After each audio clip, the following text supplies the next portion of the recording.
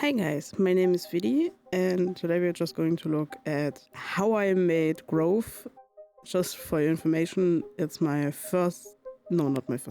second looping GIF, and I think my 10th attempt at an animation in general overall, so it is definitely not up to like any actual industry standards. It's mainly just there so I can have a time capsule and look back in 1 year and be like, oh my god, child, what were you doing? And also, maybe it's interesting to see someone actually like in the process still of learning. I started about 2 or 3 months ago with like the first steps with Procreate's animation feature, and since then have been moving on to Clip Studio Paint, which is also the program you're looking at currently. Now, for the layout, in the left upper right, you see a tiny version of the whole thing. So I have a vague idea if it's still readable. Once it's smaller, or for example, if you see it on a phone. And underneath that is the tool history. So basically, if I use a tool, it will plop up as a tiny text. If I use the tool again, it makes the text again. That's just an easy way to do something that I completely don't like. I can easily go many steps back, and also I see what tool I'm currently using. You can also look just on the right hand on the tiny part. Sometimes my brain is not up to see a tiny symbol, sometimes my brain is up to read a tiny text. I don't know. Now, the tools that I used were mainly the continuous curve and also just the marker tool, because if you go with, for example, a pencil, the thickness can change according to the pressure you put on the pen. And since I wanted to have a more smoother look for this animation, I went with the marker, and if I needed a longer stretch where it was just a tiny bit of movement, like a slight curve, I used the continuous curve tool, where you can just use it, click, and then it makes an anchor point, and if you want to stop, you double click, which is extremely helpful if you, for example, have a long stretch that you just need to redo, but with slight variation. Now in the right side we have the sizes of my whatever I'm using. I used everything on the setting of 5, the continuous line tool and also the marker. And for color I went different routes because cell shading doesn't need to be that uniform. Underneath that you see the animation folders in also other folders. So basically all my outline folders are in the outline folder, so I can just collapse it easily. Because if you leave everything open, it's also going to be open down in your timeline. And that is going to get cluttered very, very fast. So I learned that sorting your stuff is absolutely necessary to a degree that you wouldn't imagine. Speaking of sorting, I also color-coded everything, just for my own convenience, to be faster, which you can do easily by going up there where the opacity of your folder is, selecting the little square and choosing the color of your liking. Now I color coded everything pretty straightforward. Basically outlines are red, the main folder, if I go one step down, it's orange, so I know where the folder starts, where the other folder starts. Blue is basically everything with color, yellow is soft shading, and green is self shading. Now you might see that there's also a folder called hand. So basically the hand is moving in front of everything. So I decided to put all of those in a separate layer in hand, so it's way easier, it saves so much time. So you can just move, it's basically everything you see underneath there, just in one folder, because it goes over everything. Now here's the main thing where I think I was pretty not up to standard. I know I wasn't up to standard, let's put it there. So basically I went with the safer route.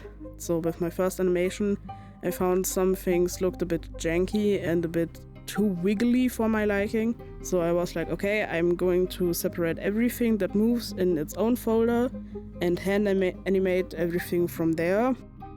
so I get a more smooth, unified look, because if one thing is wrong, I can just change it in that folder and not need to change multiple parts just because one tiny part is moving wrong. I don't know if that makes sense, but it seemed easier to me, even though it was a bit more workload and also a lot more convoluted, but it was pretty easy since I sorted my folders. For example, the hair is like, look at that. Those are so many layers. It's basically every part of the hair and then some. When the face folds in front of it, there needs to be some hair that just cuts out, and I accidentally put both of those in 2 different folders. So I needed to make a whole new folder, and so it's more unified. Happens. Now the bottom row is basically exactly the same. The folders collapse the same. The folder that is the highest on top is also going to be showing the highest on top. Some general specs before I start going through the folders. Basically, I animated with 24 frames per second and animated on 2s, meaning basically 12 frames per second. However, on some parts, especially with the seed parts, I actually animated on the 24 frames per second because sometimes it just looks smoother that way, but you don't always need it, so it's a nice option to have. I'm sure you can probably retroactively get more frames if you start with 12 frames per second, but it looked easier to me to just go with better safe than sorry option in that case. The whole animation is not that long as the final product, since it's a looping GIF and I can't really do looping GIFs on YouTube, so I basically just let it run twice, so it's obvious that it's able to loop, because I was quite proud that it actually looped so cleanly.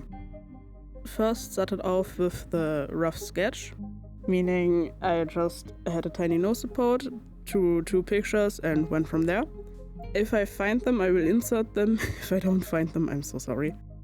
And then I started with the ref animation and the animation orientation. Basically, the orientation is if something moves in a sweeping line, like if something needs to go around a circle. I will draw that circle and then animate over that, so if the circle then disappears, aka the orientation, it looks like it's moving nice cleanly on a circle, but you do no longer see the circle, but it's way easier than just to guesstimate where it would move the next part, even with onion skin on.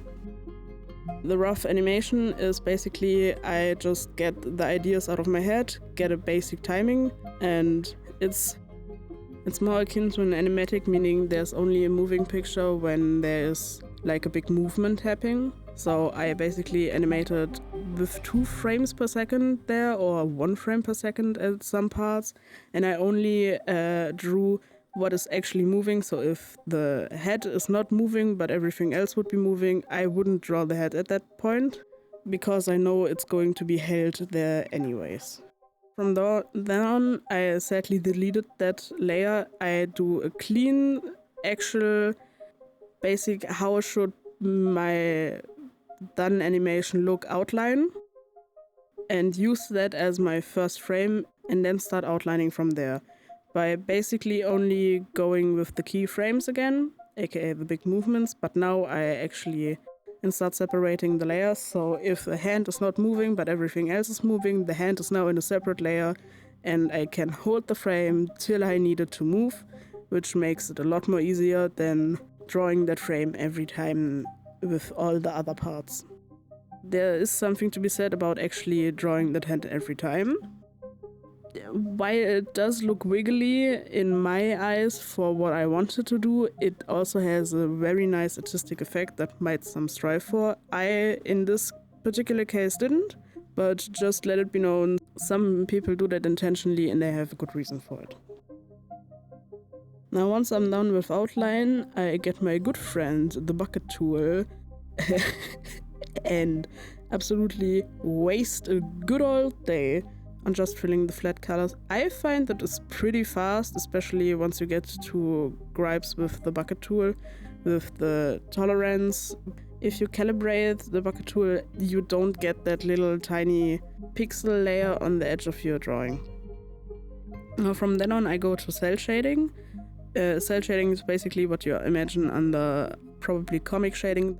The hard edge to like a darker color, that is cell shading. Now, I don't just go with a darker color in general, I go with a darker color and also slightly move the color wheel to a bluer version of that color, because I wanted to have the main colors of this animation be a purple bluish hue, and then have a contrast color, meaning orange in this case. Also, I in general go mainly with bluer versions of the color for shading, just because it feels more organic, but that might be just me. I prefer it. Now then I go in with soft shading. Now, full discretion, soft shading is more akin to actual just rigging.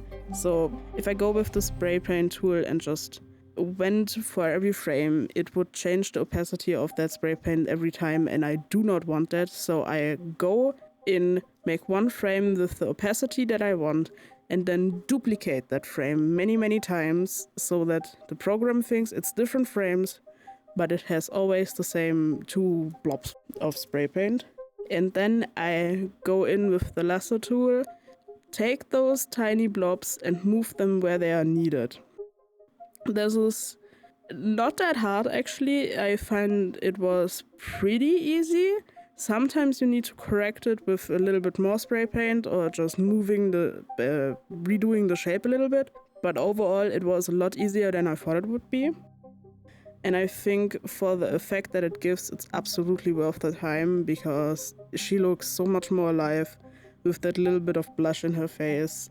I know it's also very much a time sink, as much as cell shading is a time sink, but cell shading I found took a way longer time because you actually draw every shade by hand, since it's a more organic shape most of the time. Now after that we are nearly done, I did the background and just whatever came to me.